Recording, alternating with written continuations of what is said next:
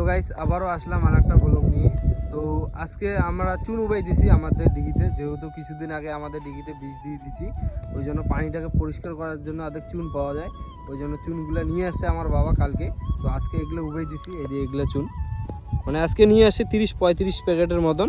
এদিকে রাস্তায় রাখা আছে, 2-3 বার নিয়ে গেলাম। আর এখানে আমি ইন্টারভিউটা দিতেছি, মানে মাঝখানে আর কি, ওখানে আমার বাবা আছে, তো ওই জন্য ইন্টারভিউটা দিতে শরম লাগতেছে, ওই জন্য এখানে আইসে দিতেছি। তো এখানে উবাইতেছি আশিক আর আমি।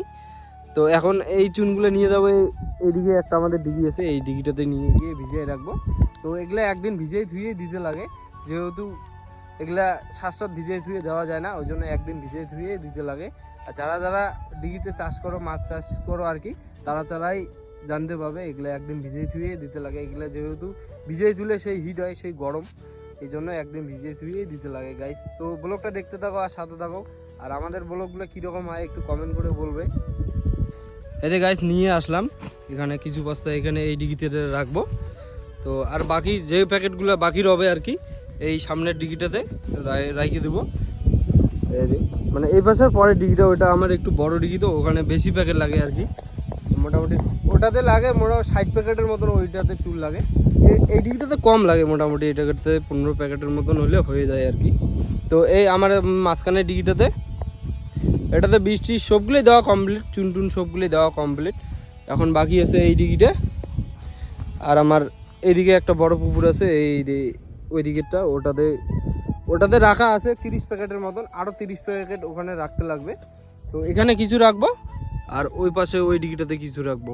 তো গাইস এই যে এগুলো চুন এখন আমরা উবাইতেছি, এই যে যেহেতু আমাদের ডিগির পাড়ে রাস্তা নেই, এই জন্য এই চুনগুলো ঘাড়ে ঘুরেই নিয়ে যেতে লাগে, সে অসুবিধা হয় আর কি। তো তোমাদেরকে তাও দেখাবার চেষ্টা করব, তো ভিডিওটা দেখতে থাকো।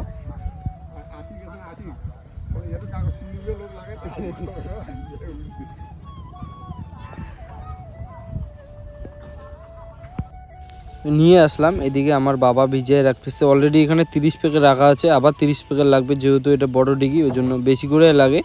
আর তাড়াতাড়ি পানিটাকে পরিষ্কার করতে লাগবে, যেহেতু ডিম ছাড়ার সময় হয়ে গেছে, ওই জন্য পানিটাকে তাড়াতাড়ি পরিষ্কার করার পরে আর 2-1টা মেডিসিন দেওয়ার পরে মোটামুটি 20-25 দিন লাগবে আর কি ডিগিগুলো রেডি হইতে। তারপর আমরা ডিম ছাড়বো, তো ছাড়ার একটা ব্লগ নিয়ে আসবো। এইদিকে আমার বড়বাও নিয়ে আসতেছে, আমার দাদাও নিয়ে আসতেছে। আমাদের রাস্তা নাই, এই জন্য একটু অসুবিধা হয়, সেই অসুবিধা হয় আর কি, তাও তোমাদেরকে ব্লগ দেওয়ার চেষ্টা করি আমি। তো এখানে রাখলাম, ওই ডিগিটাতে কিছু রাখলাম, আর এই ডিগিটাতে কিছু রাখলাম, দুইটাতে মিল করে রাখলাম আর কি। এই চুনগুলো কালকে দিব, মানে একদিন ভিজিয়ে ধুয়ে দিতে লাগে। তো গাইস আজকের ব্লগটা এইটুকুই, আর ব্লগটা কীরকম হলো একটু কমেন্ট করে বলবে, আর যদি একটু খারাপ হয়ে থাকে তাও একটু কমেন্ট করে বলবে, তাহলে নতুন আরও ভালো কন্টেন্ট দেওয়ার চেষ্টা করব। তো গাইস ভালো থাকবে, সুস্থ থাকবে, দেখা হচ্ছে